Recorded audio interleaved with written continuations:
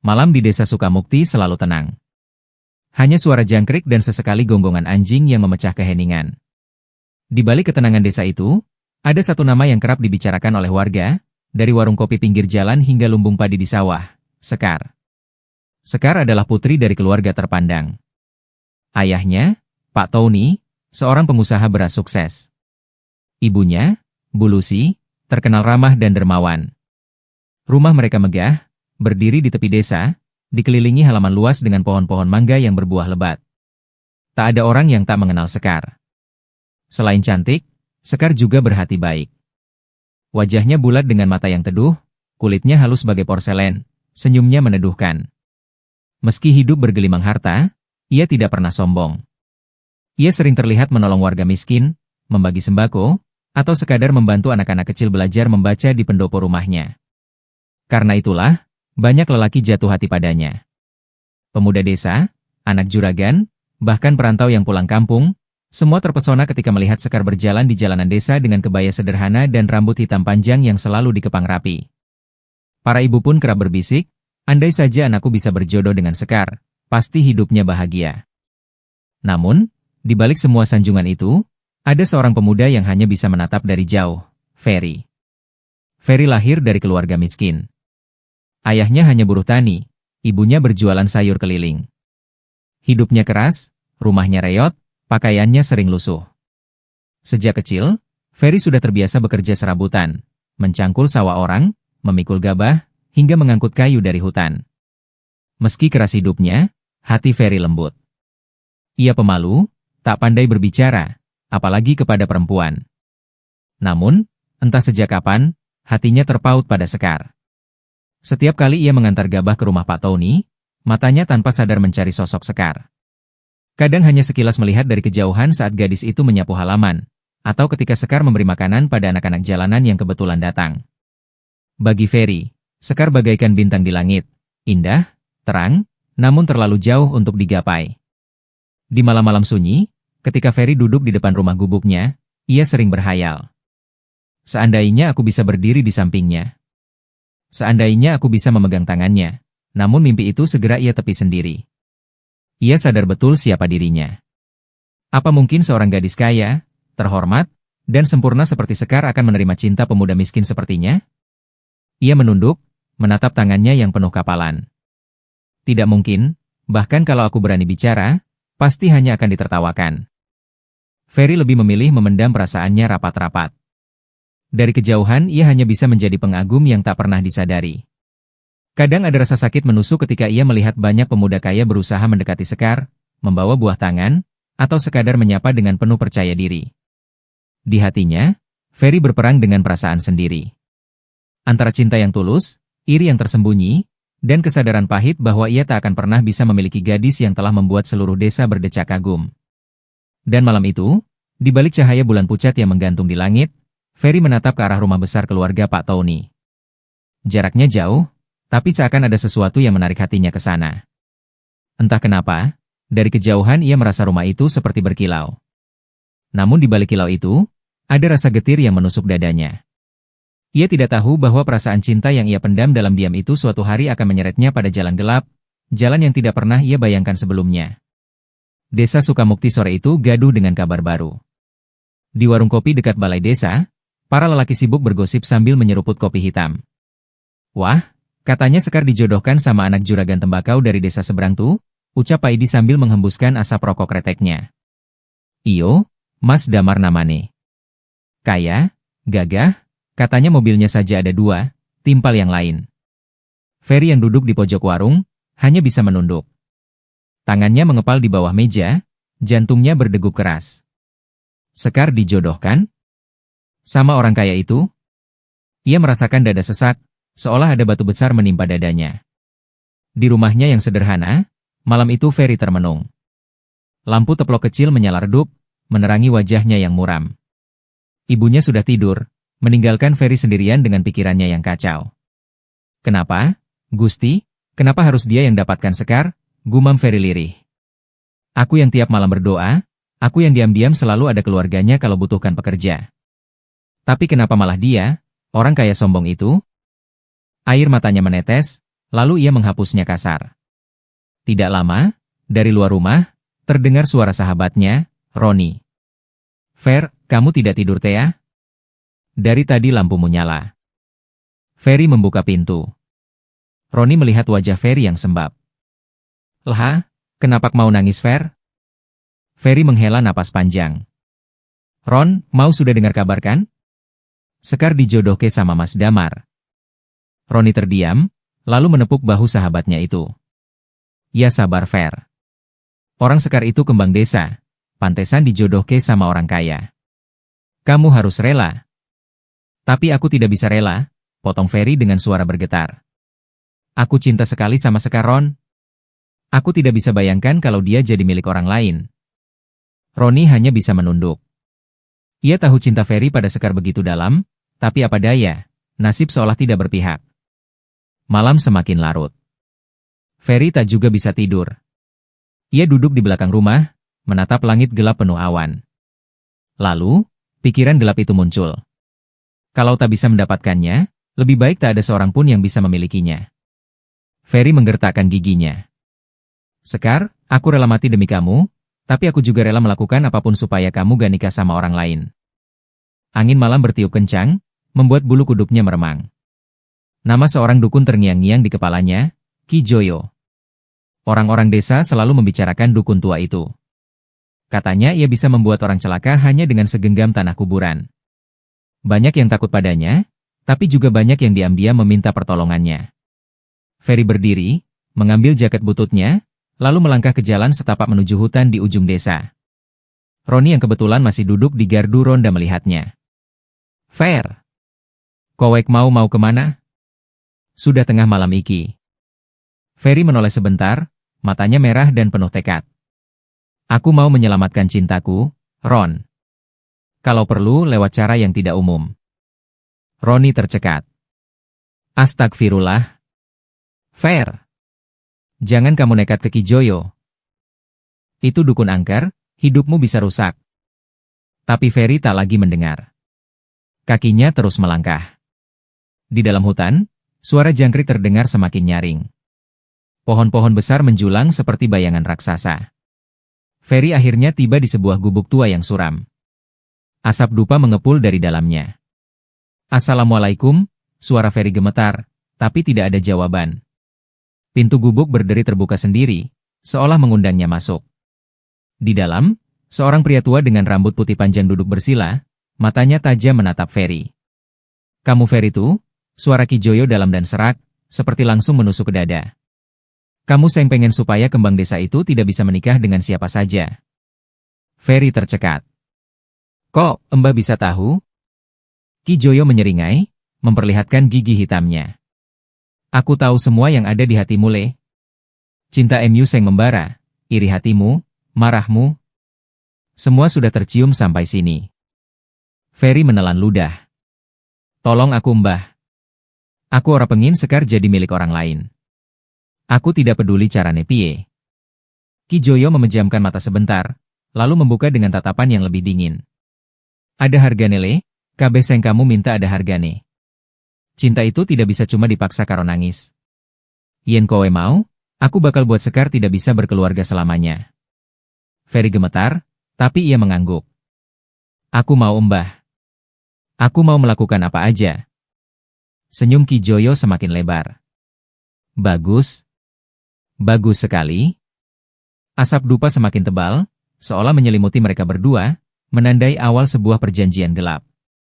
Beberapa hari setelah Ferry menemui Ki Joyo, suasana rumah keluarga Sekar mendadak berubah muram. Awalnya, Sekar hanya mengeluh pusing. Ibunya, Bu Lucy, mengira itu hanya masuk angin.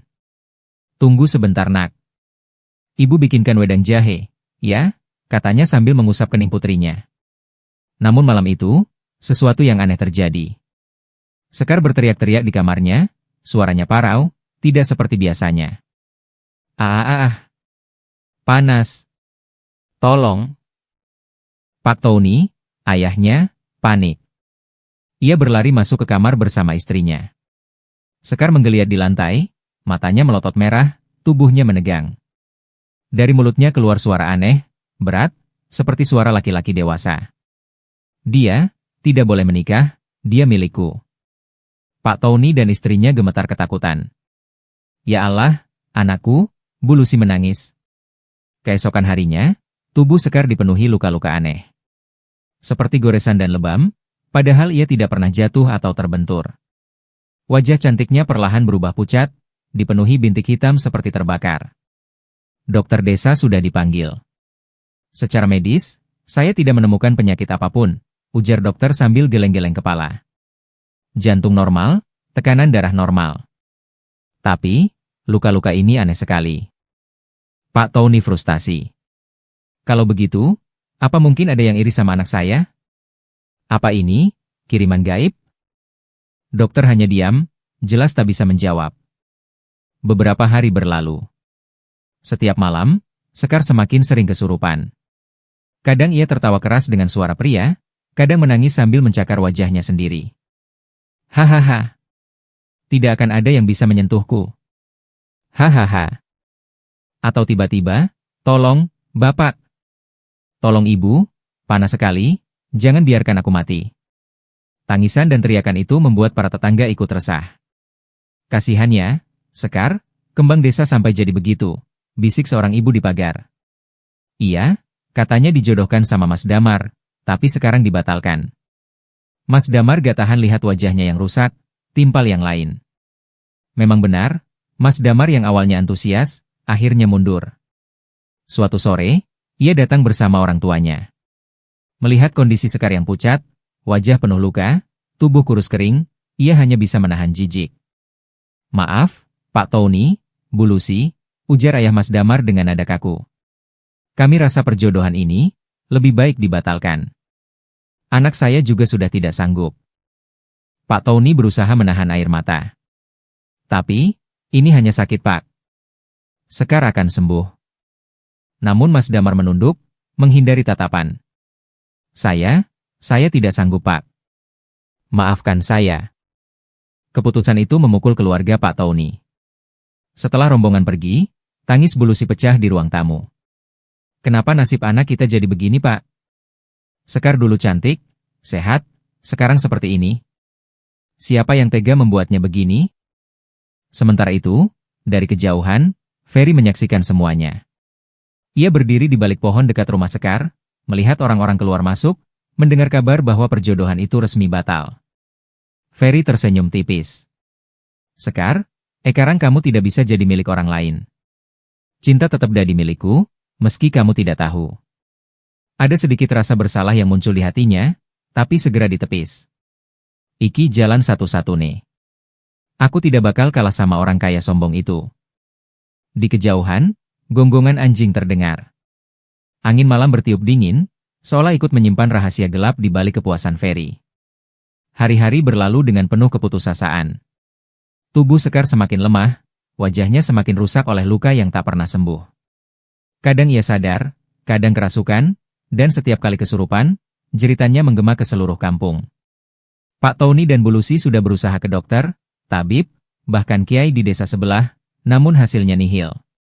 Malam itu, saat Sekar kembali menjerit di kamarnya, Bu Lucy jatuh terduduk di ruang tamu, menangis pilu.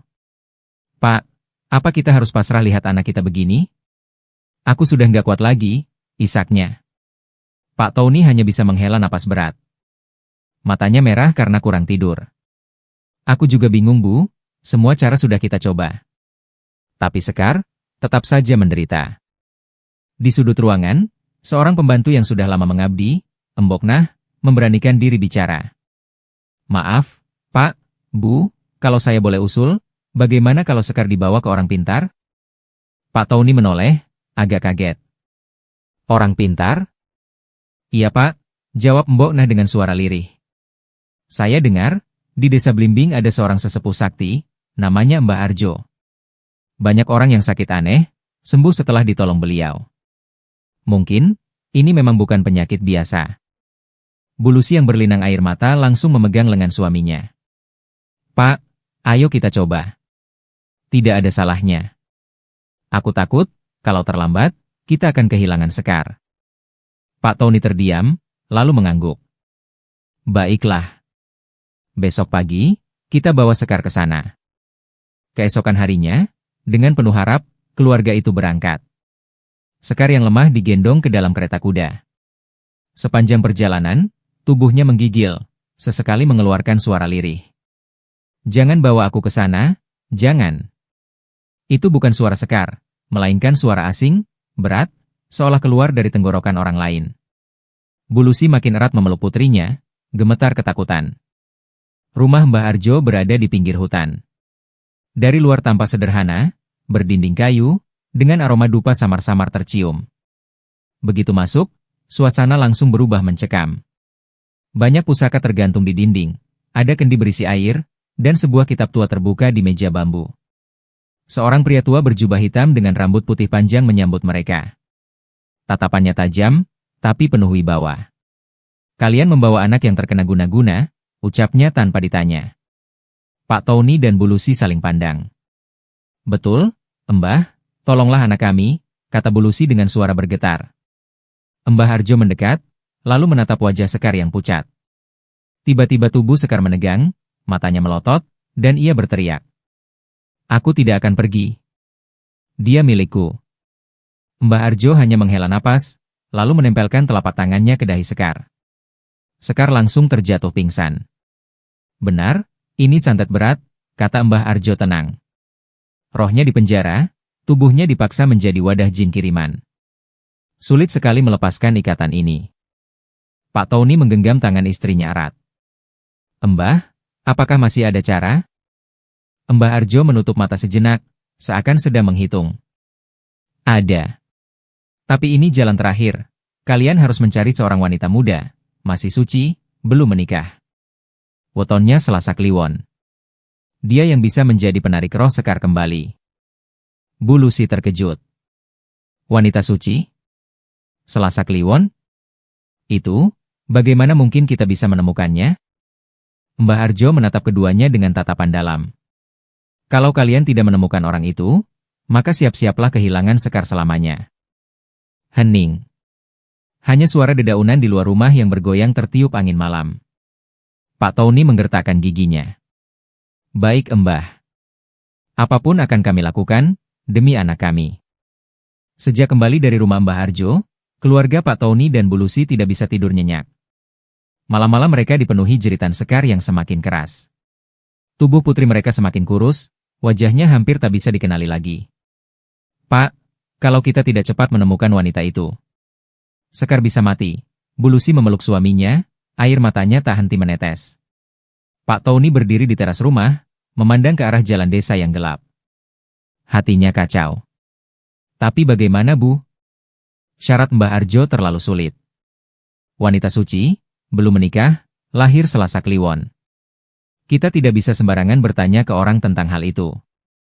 Hening sejenak, hanya suara daun bambu berdesir di malam yang dingin. Keesokan harinya, setelah diskusi panjang mereka menemukan sebuah cara. "Kita buat saja lowongan kerja," usul Pak Tony.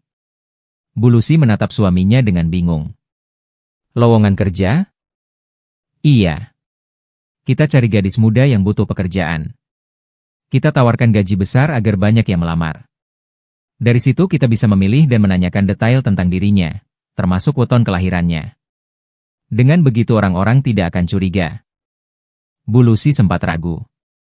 "Tapi, apakah tidak terlalu mencolok?"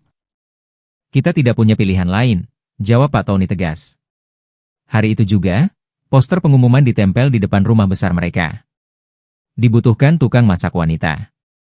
Syarat, belum menikah. Gaji lebih besar dari standar. Hubungi langsung keluarga Pak Tony, Desa Sukamukti. Kabar itu cepat menyebar. Desa Sukamukti memang makmur, tapi tidak semua warganya sejahtera. Tawaran gaji besar membuat banyak gadis desa tergiur. Dalam beberapa hari, pelamar mulai berdatangan. Di ruang tamu yang besar, Pak Tony dan Bulusi mewawancarai satu persatu. Suasana seperti perekrutan kerja, tapi pertanyaan mereka terdengar aneh bagi sebagian pelamar. "Weton kelahiranmu apa, Nak?" tanya Pak Tony pada seorang gadis. Maaf Pak. Maksudnya?" Gadis itu kebingungan. Bulusi tersenyum tipis, mencoba menutupi. "Ah, tidak apa-apa. Anggap saja tradisi keluarga kami. Coba sebutkan hari dan pasaran kelahiranmu. Namun gadis itu menjawab, saya lahir Jumat Legi, Bu. Pak Tony dan Bu Lucy saling pandang, lalu menghela napas kecewa. Pelamar lain datang. Ada yang lahir Senin Pahing, ada yang lahir Kamis Pon, ada juga yang sudah diam-diam punya tunangan meski mengaku belum menikah. Semua tidak memenuhi syarat. Hari demi hari berlalu. Puluhan gadis sudah diwawancara, tapi tak satu pun yang sesuai. Di rumah besar itu, ketegangan semakin terasa. Malam-malam Pak Tony mondar-mandir di teras dengan wajah muram, sementara Bu Lucy kerap menangis diam-diam di kamar. Pak, apa kita sudah terlambat? Bisiknya pada suatu malam. Pak Tony menatap istrinya dengan mata merah. Tidak. Kita harus terus mencari. Selama Sekar masih hidup, kita tidak boleh menyerah. Tiba-tiba, terdengar jeritan dari kamar Sekar. Lepaskan aku. Panas. Panas. Mereka berlari masuk. Sekar berguling di lantai, tubuhnya berasap seolah kulitnya terbakar dari dalam. Bau anyir memenuhi ruangan. Bu Lucy menjerit histeris, sementara Pak Tony hanya bisa memeluk istrinya, tak berdaya. Di sudut kamar, Embok Nasang pembantu berbisik lirih sambil menutup mulutnya dengan tangan. Ya Allah, kalau syarat itu tidak segera dipenuhi, Sekar bisa benar-benar mati. Dan malam itu, untuk pertama kalinya, Pak Tony merasakan ketakutan lebih besar dari sebelumnya. Ketakutan kehilangan anaknya. Sekaligus ketakutan bahwa mereka tak akan pernah menemukan gadis yang ditakdirkan menyelamatkan Sekar. Matahari sore merayap turun, menyisakan cahaya jingga di langit desa Sukamukti. Di depan rumah besar keluarga Pak Tony, seorang gadis muda berdiri ragu. Pakaian sederhana yang sudah lusuh melekat di tubuhnya, sandal jepitnya tipis nyaris putus.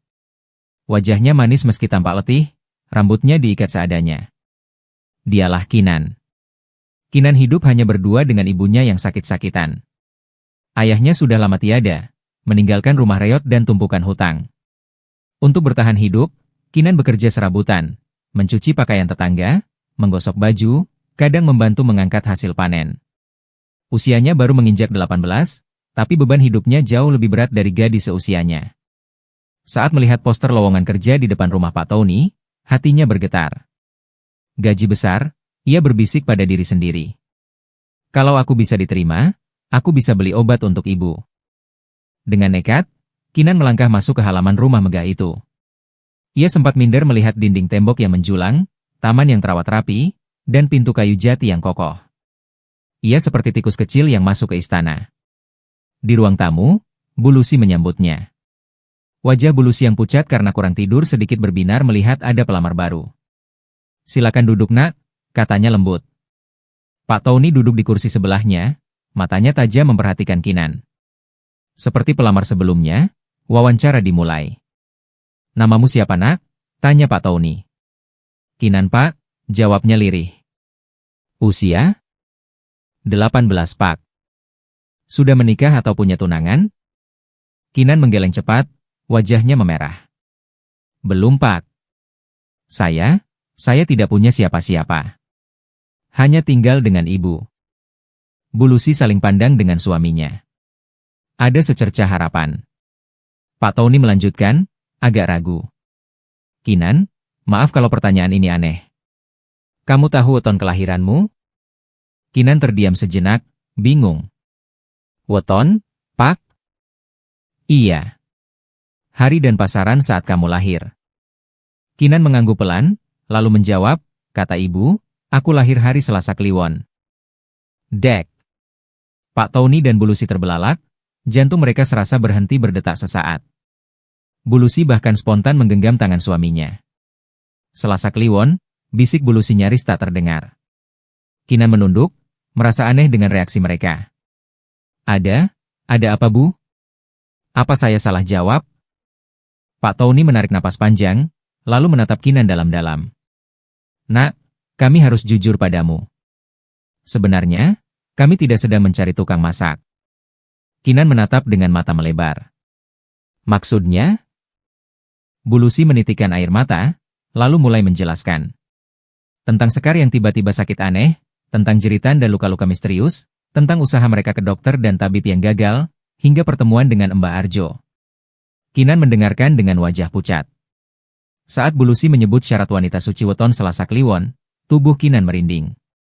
Jadi, kalian mencari aku, untuk apa? Suaranya bergetar.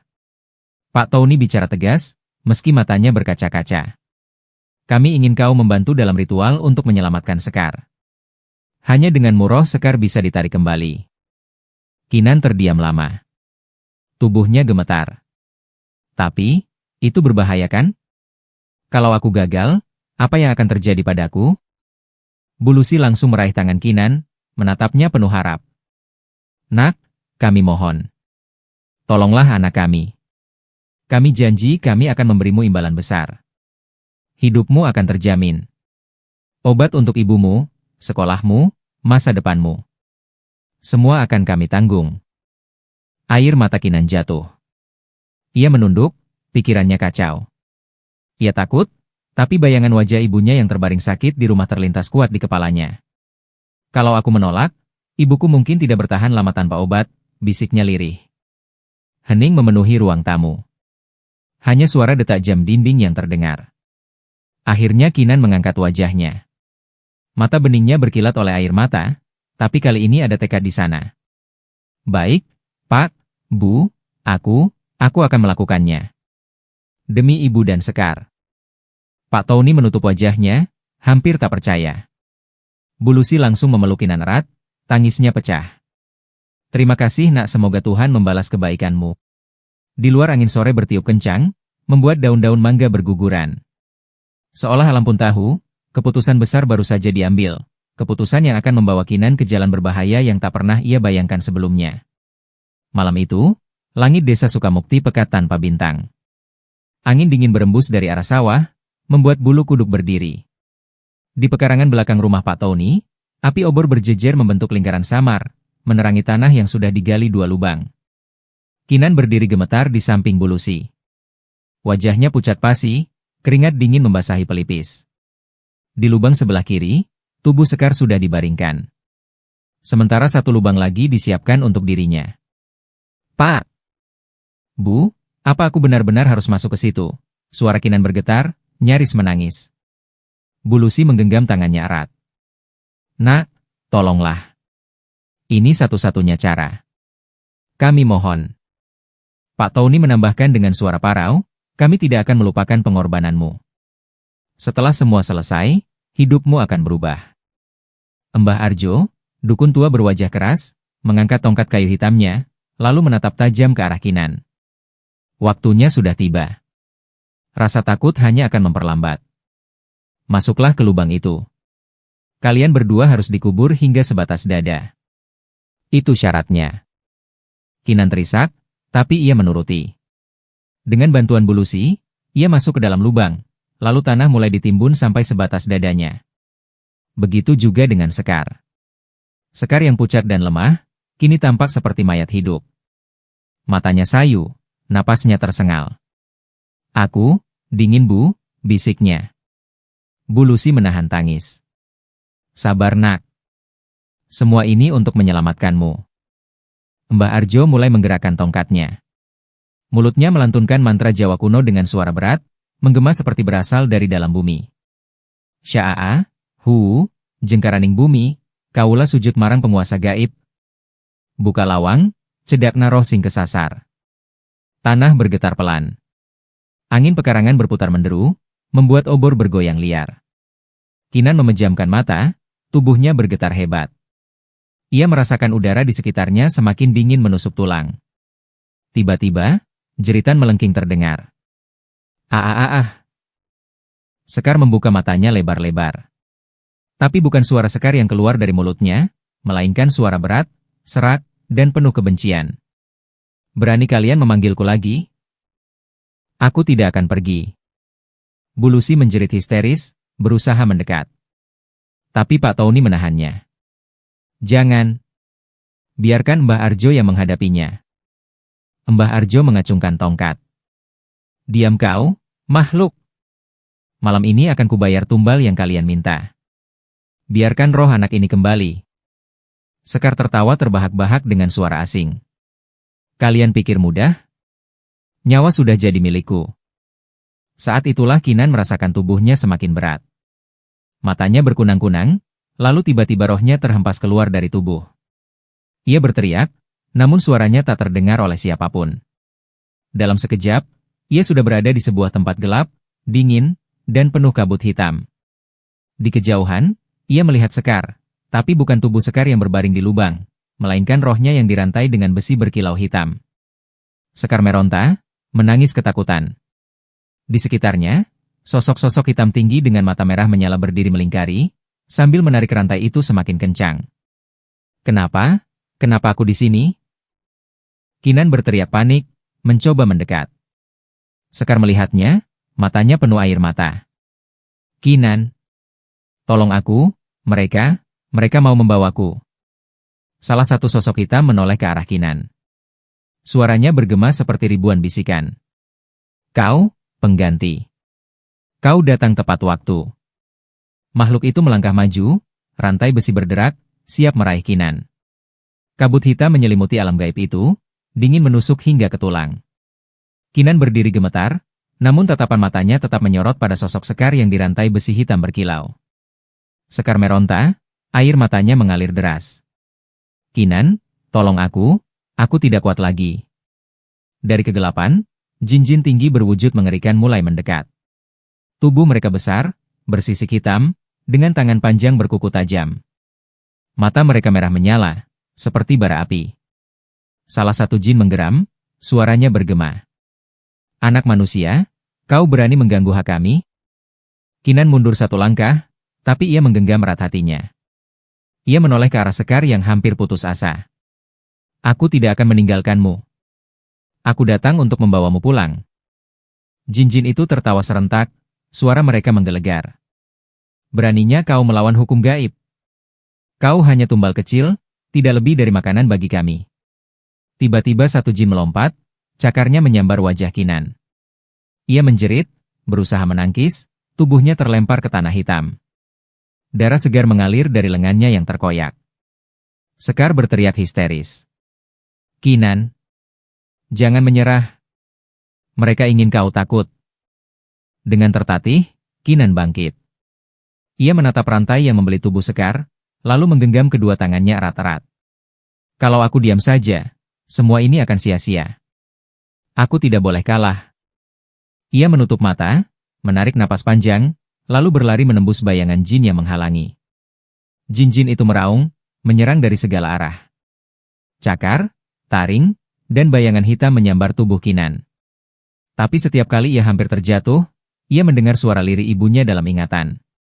Nak, jangan pernah takut. Orang yang hatinya bersih, akan selalu dilindungi. Kinan menjerit dengan penuh tekad, meraih tangan Sekar yang terikat rantai. Aku tidak akan melepaskanmu. Pegang tanganku Sekar.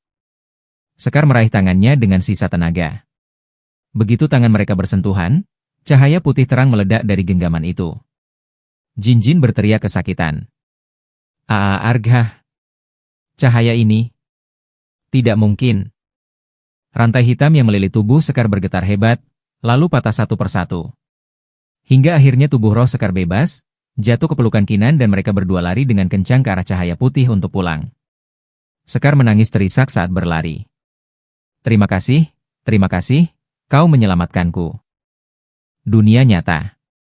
Di pekarangan, tubuh Sekar yang tadinya meronta keras kini perlahan tenang. Napasnya stabil, wajahnya yang penuh luka mengerikan mulai bersih kembali. Bu Lucy menjerit haru. Pak! Lihat! Wajah Sekar, sembuh. Luka-lukanya hilang. Pak Tony terisak, menggenggam tangan anaknya. Alhamdulillah, anakku kembali. Mbah Arjo terus merapal mantra, matanya terpejam rapat. Belum selesai, masih ada harga yang harus dibayar. Sementara itu, di sebuah gubuk tua di tepi desa, Ferry yang sedang tertidur gelisah tiba-tiba terbangun. Tubuhnya panas, matanya melotot, lalu ia menjerit. Arg. Apa ini? Kenapa tubuhku terbakar? Bayangan hitam muncul di sekelilingnya. Jin-jin yang sebelumnya menyerang Kinan kini berbalik menghampiri Ferry. Suara mereka bergema dingin. Kau yang memanggil kami, Kau yang memberi perintah, kini kau yang membayar harga. Ferry meronta, tubuhnya mulai robek dari dalam. Tidak. Aku tidak mau. Aku hanya ingin dia jadi milikku. Jangan bawa aku. Namun jeritannya tak digubris. Jin-jin itu menyeret tubuh Ferry ke kegelapan. Kulitnya terkelupas, tulangnya hancur, darah mengalir membasahi tanah. Dengan raungan terakhir yang memilukan, Ferry terseret ke alam gaib, tubuhnya hancur mengenaskan. Di pekarangan rumah, angin berhenti berembus. Api obor yang bergoyang liar kini padam perlahan. Hening menyelimuti. Sekar masih pingsan tapi wajahnya damai. Kinan perlahan membuka matanya kembali di dunia nyata. Tubuhnya lemah, namun senyum kecil terukir di bibirnya. Sekar, sudah selamat, bisiknya, sebelum akhirnya jatuh tak sadarkan diri. Pagi itu, sinar matahari menyapu lembut pekarangan rumah keluarga Pak Tony. Burung-burung kembali berkicau setelah semalaman pekarangan itu menjadi saksi pertarungan gaib yang mencekam. Sekar duduk di beranda, wajahnya kembali cantik seperti sedia kala. Tak ada lagi luka, tak ada lagi jerit kesakitan. Hanya senyum lembut yang perlahan kembali merekah di bibirnya. Bulusi menangis sambil meraih tangan putrinya. Ya Allah, cantiknya anakku kembali, kau benar-benar diberi kehidupan kedua nak. Sekar menggenggam tangan ibunya erat. Semua berkat Kinan, Bu, kalau bukan karena dia, mungkin aku sudah mati terpenjara jin. Kinan, yang masih pucat namun tersenyum lega, duduk tak jauh dari mereka. Pak Tony menghampiri, lalu menyerahkan sebuah kantong besar berisi uang dan beberapa surat tanah. Kinan, janji kami bukan sekadar kata. Ini untukmu. Anggaplah ini balasan kecil atas keberanianmu menyelamatkan Sekar. Mulai hari ini, hidupmu tidak akan sesulit kemarin. Mata Kinan berkaca-kaca. Ia menunduk, suaranya bergetar. Pak, Bu, saya hanya ingin ibu saya bisa berobat. Kalau beliau sehat, saya sudah bahagia. Tenanglah, jawab bulusi lembut, menyentuh bahunya. Mulai hari ini, kau adalah bagian dari keluarga kami. Ibunda Emu akan mendapat pengobatan terbaik. Kau tak lagi sendirian. Air mata Kinan jatuh, tapi kali ini bukan air mata penderitaan, melainkan kelegaan. Hari-hari berikutnya, kabar kesembuhan Sekar menyebar ke seluruh desa. Warga yang semula cemas kini kembali tenteram. Sekar kembali menjadi kembang desa, bukan hanya karena wajahnya yang jelita, tapi juga karena kisah penderitaannya yang memberi pelajaran. Orang-orang mulai menghormati Kinan. Dari seorang gadis miskin yang hidup serabutan, ia berubah menjadi pahlawan desa yang berani menghadapi dunia gaib demi menyelamatkan orang lain. Namun, di sisi lain, nama Ferry selalu disebut dengan nada ngeri. Warga menemukan tubuhnya di gubuk tua, remuk tak karuan, seolah-olah dicabik dari dalam. Tak ada yang berani mendekat terlalu lama, karena bau busuk dan hawa gelap masih menyelimutinya. Orang-orang hanya bisa berbisik. Kasihan, mati karena cinta buta. Tidak, itu bukan cinta. Itu dendam yang dibungkus nafsu. Lihatlah, siapa yang bersekutu dengan setan, akhirnya jadi santapan mereka sendiri. Jenazahnya dikuburkan seadanya, tanpa banyak doa, tanpa banyak orang yang mau ikut mengantar. Ia dikenang bukan sebagai pemuda miskin yang jatuh cinta, melainkan sebagai orang yang rela menyerahkan jiwanya demi nafsu yang salah arah. Mbah Arjo yang datang menjenguk Sekar setelah sembuh, sempat berpesan di hadapan keluarga dan warga yang berkumpul. Ingatlah semua, jangan pernah menyerahkan cinta pada setan. Jangan sekali-kali mencari jalan pintas lewat kegelapan. Setiap janji gaib selalu menagih bayaran, dan bayarannya adalah jiwa kalian sendiri. Kata-kata itu menancap di hati semua orang yang mendengarnya. Desa kembali damai, tapi cerita tentang Sekar, Kinan, dan Ferry tetap hidup dari mulut ke mulut, sebagai peringatan bagi generasi setelahnya. Dan di beranda rumah itu, Sekar menggenggam tangan Kinan dengan senyum tulus. Kau bukan hanya penyelamatku, Kinan. Kau juga saudara bagiku sekarang. Kinan mengangguk, matanya berkaca-kaca, dan untuk pertama kalinya ia merasa, hidupnya yang penuh derita akhirnya berubah menjadi anugerah.